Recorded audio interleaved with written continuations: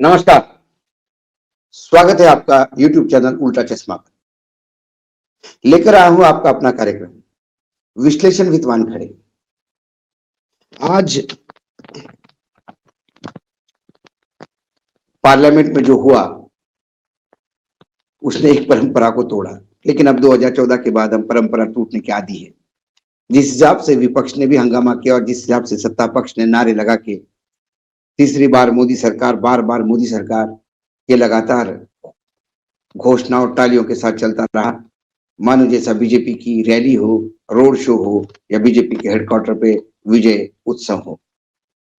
लोकसभा के सदन पर और प्रधानमंत्री आत्मनिर्भरता से अपनी ही जय जयकार सुन के मन ही मन में सुखद हो रहे थे।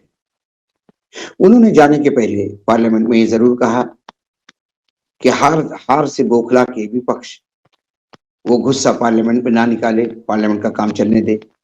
लेकिन उन्होंने विपक्ष के लिए तो नसीहत दी, अपने सांसदों को भी कहते कि विजय पाके इतने उत्पाती मत हो, इतना अहंकारी मत हो कि आप पार्लियामेंट की गरिमा को भी भुला दे। लेकिन आज का विषय वो नहीं।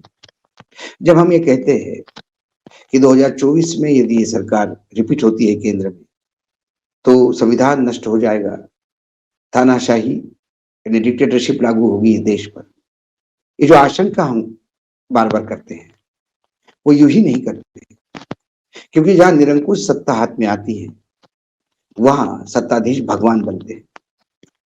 यह बात कांग्रेस के साथ भी हुई थी जब इंदिरा गांधी ने आपातकाल की घोषणा की थी। लेकिन कांग्रेस को बिगड़ने में सालों लग गए। भाजपा 2014 के बाद स्पीड से बिगड़ रही है और बिगड़ती हुई दिखाई दे रही है। यदि 2024 में पूर्ण रूप से फिर से सत्ता में ताकत के साथ वापस आते तो क्या होगा, ये जो एक संभावित चित्र हम सामने खड़े करते हैं तो लोग कहते हैं कि तुम विरोध करते। विरोध नहीं, मैं एक आज बेहतरीन खबर महाराष्ट्र से जो मुझे मिली वो आपके सामने विश्लेषित करके मैं बता देता हूं कि चावल का एक दाना भी आप पका के देखेंगे तो समझ में आ जाएगा कि चावल पका है या कच्चा है। ये वही दाना है जो मैं आज आपके सामने दबा के दिखा रहा हूं। महाराष्ट्र में गांव गांव वाचनालय है, लाइब्रेरीज, पब्लिक लाइब्रेरीज, और अक्सर वहां व्याख्यान मालाएं होती है। एक सप्ताह होता है, जैसे यहाँ भागवत सप्ताह होता है तो कई जगह व्याख्यान माला का सप्ताह होता है। अलग अलग बुद्धिवंत विचारवंत लोग आके अपना व्याख्यान देके जाते हैं और पूरा गांव सुनने के लिए जाता है।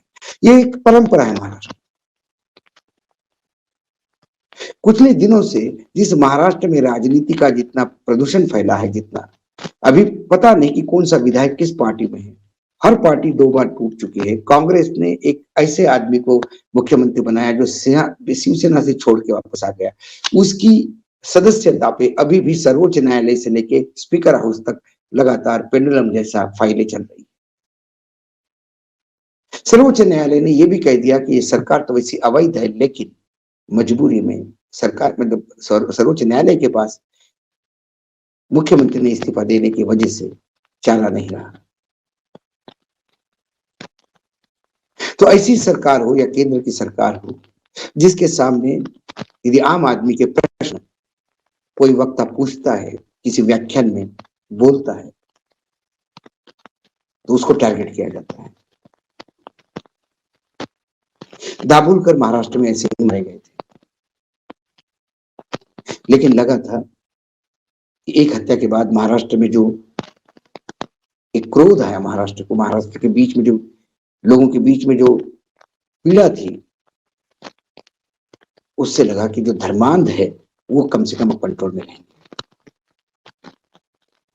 तो महाराष्ट्र की व्याख्यान माला की मैं परंपरा की बात कर रहा था, तो एक सिन्नर करके एक जगह है जहां सार्वजनिक व्याख्यान माला का सुवर्ण महोत्सव सप्ताह चल रहा था। स्वर्गीय विठल शेठ स्मृति प्रीत्यार्थ वो व्याख्यान माला थी, और 3 तारीख को शाम को जिस दिन नतीजे डिक्लेयर हुए उसी दिन शाम को उस सिन्नर में डॉक्टर विश्वम्भर चौधरी, जो गांधीवादी विचारों के लिए जाने जाते हैं, जो अन्ना हजारे के आंदोलन में भी उतने ही सक्रिय थे। अन्ना हजारे के ओरिजिनल पहले वाले आंदोलन में, बाद में तो राजनीतिकरण हो गया तो वो बाहर हो। वो जब व्याख्यान के लिए जाते गए और जब महाराष्ट्र में बढ़ती हुई अराजकता ये सब देखते हुए एक नए विचार मंच की स्थापना हुई, उसको निर्भय बनो विचार मंच।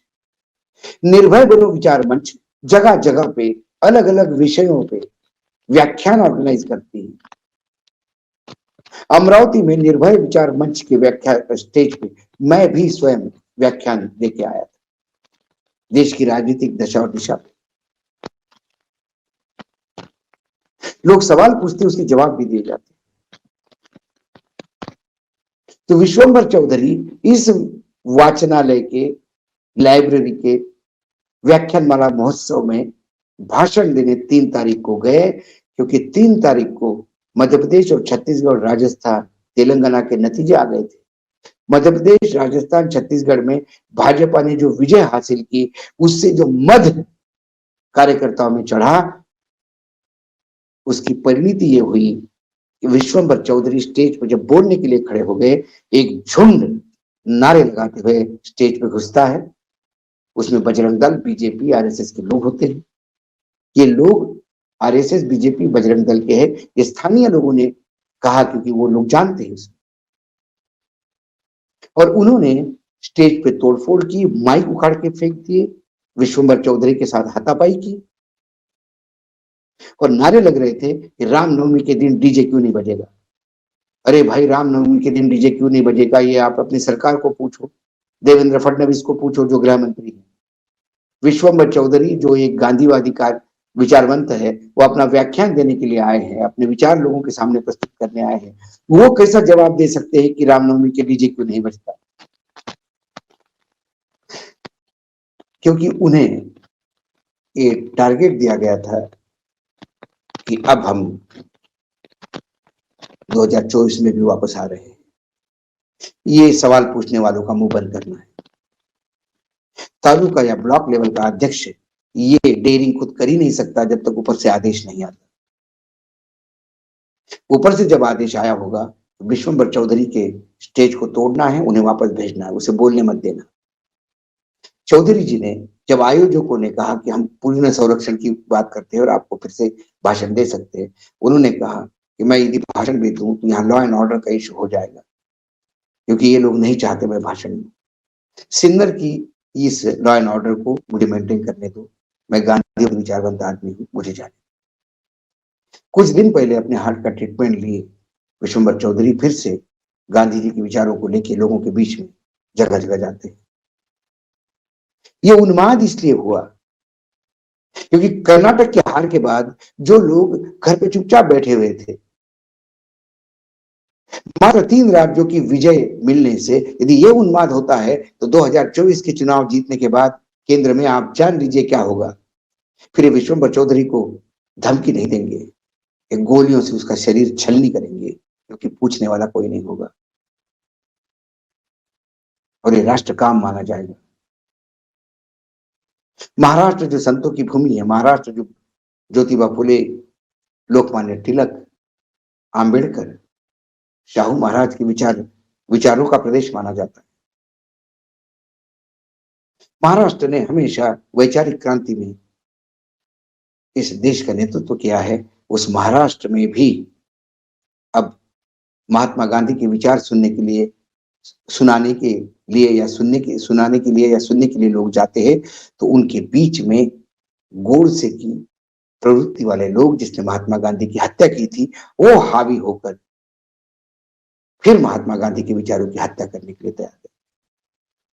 लेकिन वो वही महाराष्ट्र है जहां संत ज्ञानेश्वर को समाज ने बहिष्कृत किया, तो उन्होंने एक बड़ा ग्रंथ लिखकर गीता को फिर से परिभाषित कर ज्ञानेश्वरी को जन्म दिया, जो महाराष्ट्र में सबसे बड़ा ग्रंथ माना जाता है। संत तुकाराम की गाथा, जो महाराष्ट्र की लाइफलाइन मानी जाती है, उसे ऐसे ही लोगों ने नदी में डुबो दिया था, लेकिन आज भी वो जिंदा है। दाभोलकर की हत्या कर दी थी, लेकिन उनके विचार नहीं मरे। इसलिए हम बार बार कहते हैं कि विजय के साथ एक शालीनता भी आनी चाहिए। विजय के साथ अहंकार और उन्माद आया तो तानाशाह को जन्म देता है। एक घटना महाराष्ट्र की है जिसमें पूरे महाराष्ट्र में आज विचार हो रहा है, लोग रिएक्ट कर रहे हैं। उन्होंने जब स्वयं गृह मंत्री से फोन किया कि आपके लोग क्या कर गए, तो उन्होंने कहा कि यार ये तो गलत हुआ, नहीं होना चाहिए था। देवेंद्र फडणवीस ने कहा मैं देखता हूं क्या करना है, लेकिन फिर होता भाजपा में यही है। मैं कहूंगा मत करना, मत करना, और तुम करते हुए चले जाना, क्योंकि हमें करना वही है जिसके लिए मैं कहता हूं मत करना। आज इतना ही, कल फिर आऊंगा किसी विषय के साथ। तब तक के नमस्कार। देखते रहिएगा यूट्यूब चैनल उल्टा चश्मा।